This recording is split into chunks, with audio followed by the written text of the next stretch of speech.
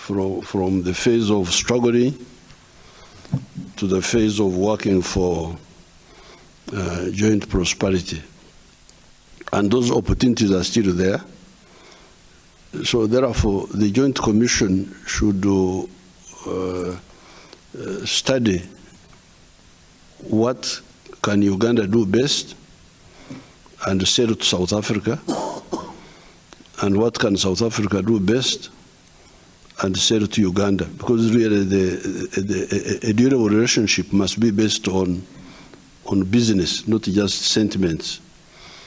To look at, that's what this commission should be doing. There are some things which Uganda can do best and sell to South Africa and vice versa.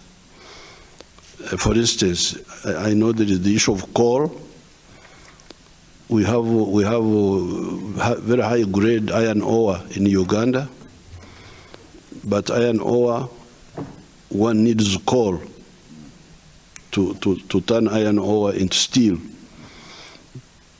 And our part of the world, as you can see, is very far from the ocean, 1,000 miles. Now, bringing steel products from China, from India, from Ukraine in the past, very expensive. The freight alone, the transport, that will develop an inland steel industry for Uganda and for those areas around. But here we need coal from South Africa. Some people are talking of hydrogen. They say we can use hydrogen, but they are still saying it is a bit expensive. That it is easier to use coal through Mombasa. So these items should be listed. South Africa, this and that and that. Don't just come to like we do in the African Union, Madame, Excellence, just like a theater. That's why I don't attend those African Union meetings anymore. I don't have time for. So come with concrete. What can Uganda produce that South Africa needs? What can South Africa produce? For me, I have told you about coal.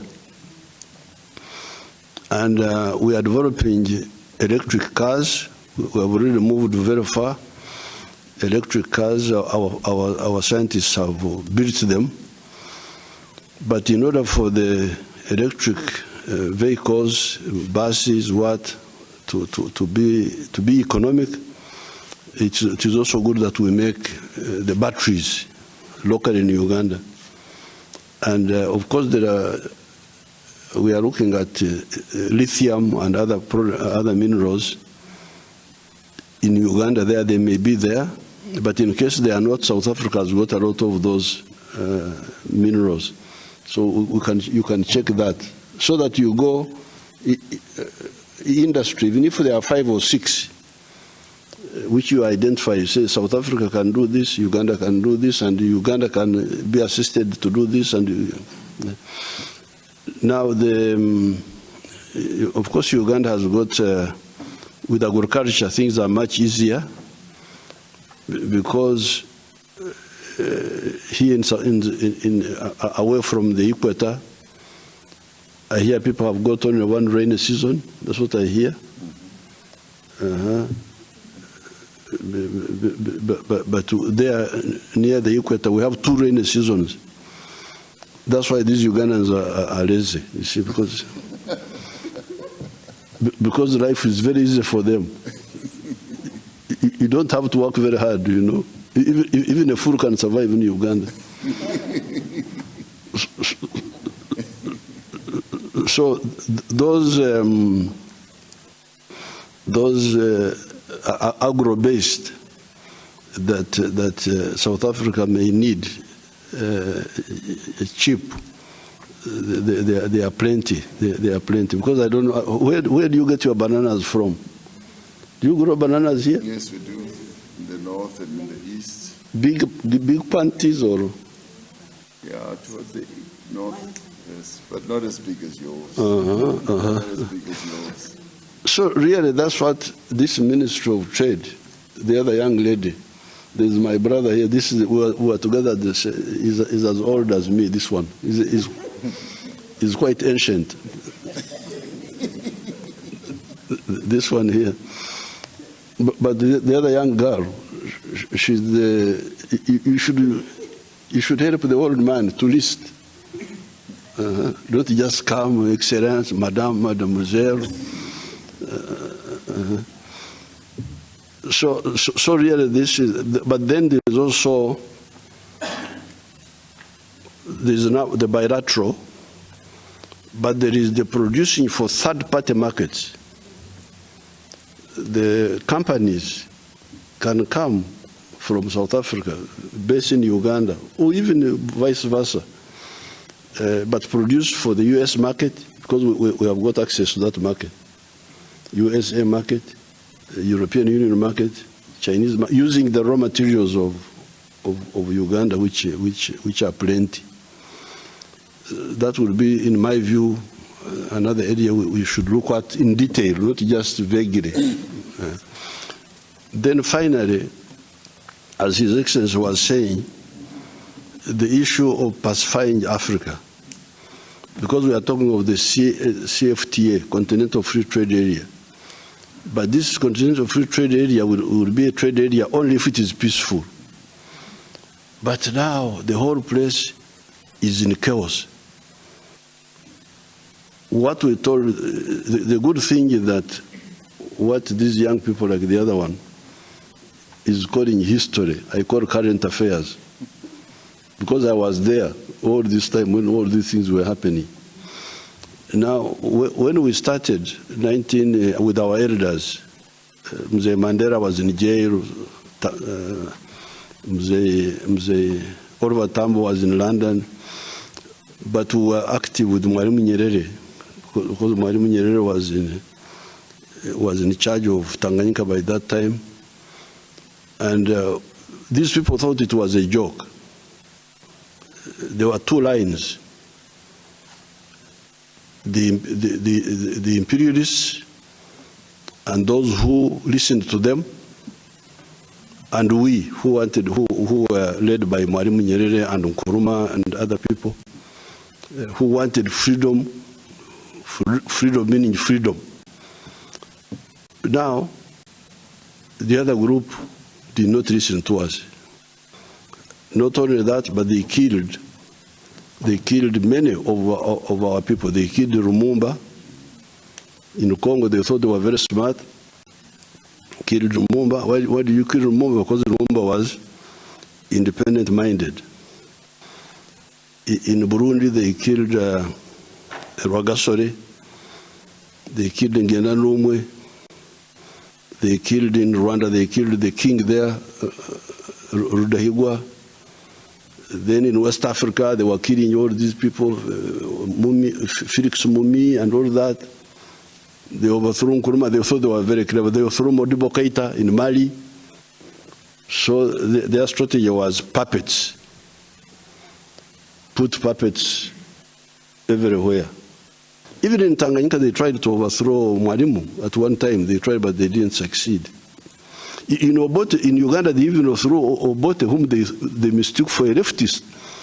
Obote was not a leftist. But they got rid of Obote and put Idi Amin. So now, what is happening is that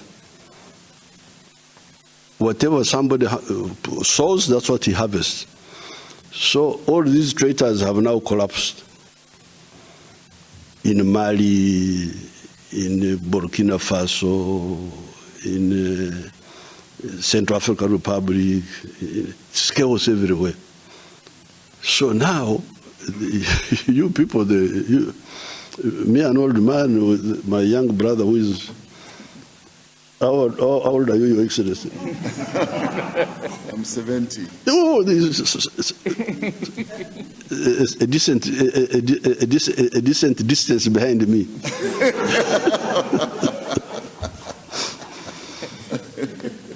So these young people, these ones here, when some of us are still here, we can help you to build a new force, of patriotism, because now neo-colonialism has failed. Neo-colonialism has failed. People in Mali, people in Burkina Faso, people in Nigeria itself. Nigeria.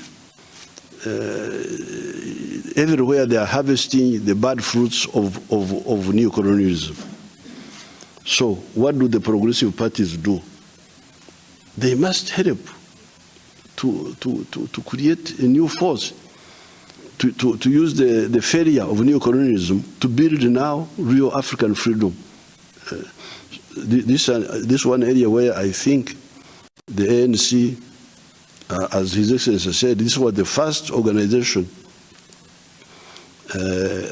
after Africa had been taken over by the imperialists, all of Africa except Ethiopia, 1912 when it was founded.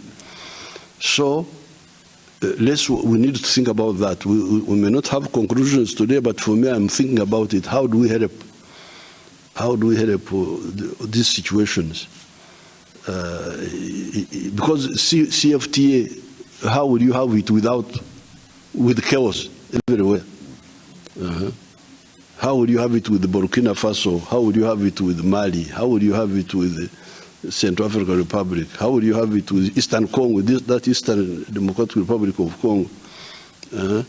Those traitors who took over after, that's what I was telling His Excellency Tshisekedi. You need to decide, are you on the side of the traitors, or are you on the side of the freedom fighters?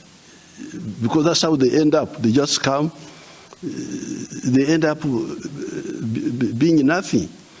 Because traitors cannot be, the first thing, the traitors cannot build an army. No. They can't build a national political party because they are sectarian, tribes, religion. Because of that, they can't build an army.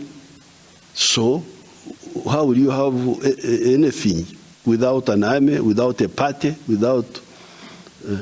so I think really the ANC should do think along with us how to see how to move some of these situations, how to work together. In Eastern Congo now we have intervened with our army there. We can help them, but there are what we cannot do, which can only be done by the locals, to build an army, to build a militia force. They fear militia force. When you say we build a militia force, oh, it will turn against us. How would the militia turn against you? The militia are defending themselves against the terrorists. Why would they be against you unless you have got something evil you are doing to them? So this ideological, don't the ideological, and you also become bureaucratic and honorable minister, and we have seen a lot of those, and they have not helped us. Thank you very much. Thank you very much for inviting me to Pretoria. I'm very happy. I've not been here for some time. No, but we came for the burial of Mzee Mandela. We came. Yeah, but that was not the official visit. No, it wasn't. Yeah. Thank you so much.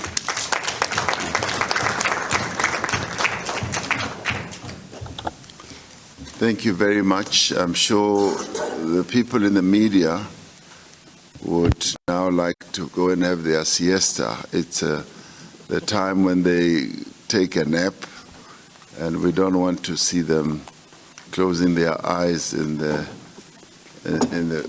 view. Rest a little bit, and we'll see you later.